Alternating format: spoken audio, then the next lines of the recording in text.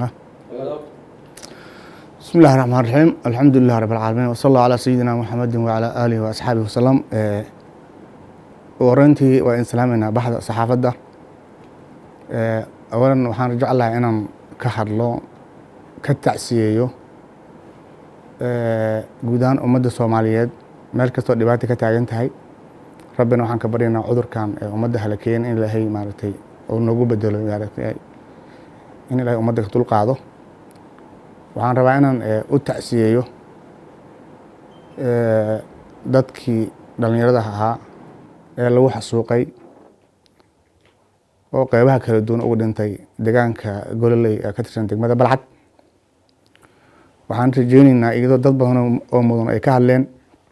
aan codkayga aniguna ku biirinayaa in dadkaasi ay helaan cadaalad la helo dhagarqabayaashii dadkaas dhalinyarada ah ee u badan aqoon-yahanka iyo takhaatiirta inay cadaalad helaan sidii horeba loo yiri ayaan maaragtay aniguna ku raacsanahay waxaan rajeynaynaa marka cid kasta oo ay quseyso dowladda iyo ama ahaato ama dowladda federaalka ama ahaato hirshabeelle iyo cid kasta oo arrintaas ka damqanaysa waxaan rajeynaynaa dadkaasi inay heli doonaan cadaalad lana maaragtay iftiimin doono ama la qaban doono dhagarqabayaasha arrintaas ka dambeeyey waxaan kaloo rabaa inaan u tacsiyeeyo sidoo kale dadkii masaakiinta ahay ee lagu baabi'iyey deegaanka u dhexeeya ceelasha biyaha iyo afgooy oo yani dadka masaakiinta ah oo baabuurka caasigaa saaraa ee iyaguna baaba'ay intaas kadib waxaan rabaa inaan ka hadlo beryahan waxaa socday sidaad ogtihiin arrimo ku saabsan guddi loo xil saaray inay ka hadlaan ama qaabeeyaan oo baarlamaanka u bixiyey qodobo kala duwan qodobadaas waxaa ka mid ah oon rabaa anigu inaan dul istaago qodobka ku saabsan aqalka sare iyo matalaadda la rabo inuu ka helo ama ka maqneedo muddo ka maqneeday gobolka banaadir waxaan leeyahay wararkana soo gaaraya ee sheegaya in 7 xubnood laga siiyey gobolka banaadir ama laga siin doono yacni kadibna loo qaybsan doono 4.5 sida Soomaaliya u qaybsan jirtay arrintaas waxaan leeyahay waa dulmi waa ihaano waa ku joorfal waa gaf loo geystay 3 milyan ee ku nool gobolka banaadir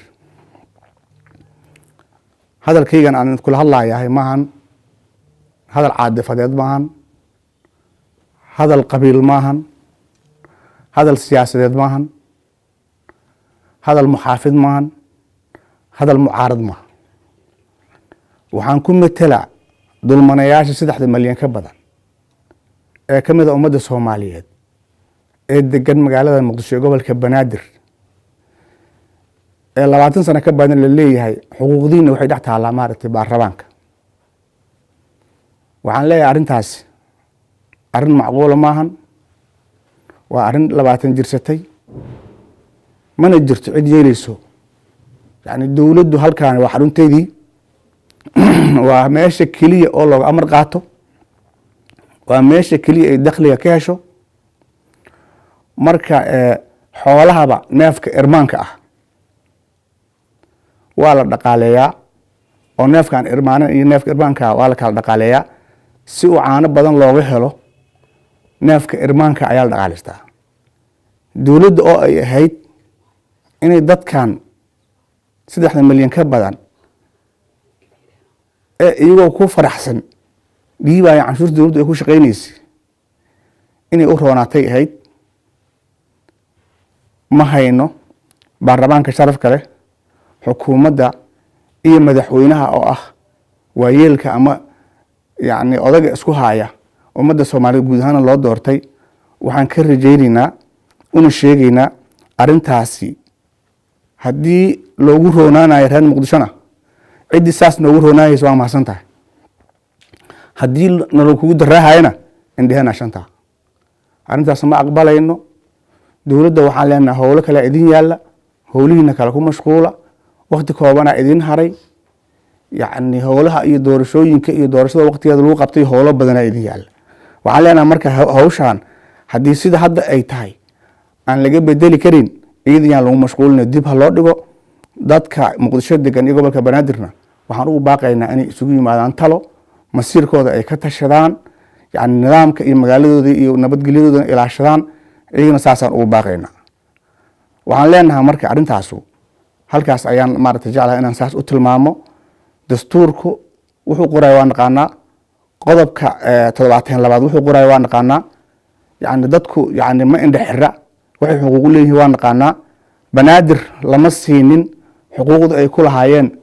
18 gobol xataa haddii xataa la dhihi lahay iyadoo ay ahaana ahayd in banaadir ay gobolada kale la sinaato 18 kaas gobol xuquuqda ay ku lahayd banaadir ma helin midaan kale ay qaateen markii federaalka la sameeyana tii gobolada iyo maaragtay maamul goboleed la siiyana ma aysan helin waxaan leenahay marka haddaan tusaale ahaan usoo qaadano banaadir yani caasimada gobolka maxaa la dhihi jiray nugaal ee garowe ahna caasimada yani dowlad goboleedka puntland yuu yahay ninka dhihi kara garowe wax matalana ma laha masiirna ma laha ee dadka xuquuqda dadkaas ay leeyihiin waxaa ka talinaya baarlamaanka puntland cidda reer garowe u sheegi karta oo marsii kartay tahay ee canshuurna ka qaadan karta waxna iyagoon xuquuq lahayn dadkaani waa soo jeedaan way og yihiin way dul qaateen waxaan leenahay intaas yaan laga badin dadkana waxaan leenahay masiirkiina ka tashada taas waxaan leenahay magaciisii maxaa la yidhahdaa arrinta caasimadda dowladda waxaan leenahay mar kale madaxweynaha iyo xukuumadda iyo baarlamaankaba waxaan ugu baaqaynaa inuu madaxweynuhu asoo ah waayeelkii ummadda inuu ummadda isu doono inuu maamul goboleeda isu doono inuu siyaasiyiinta isu doono inuu dhammaan ummadda soomaaliyeed isu keeno ka waayeeliyo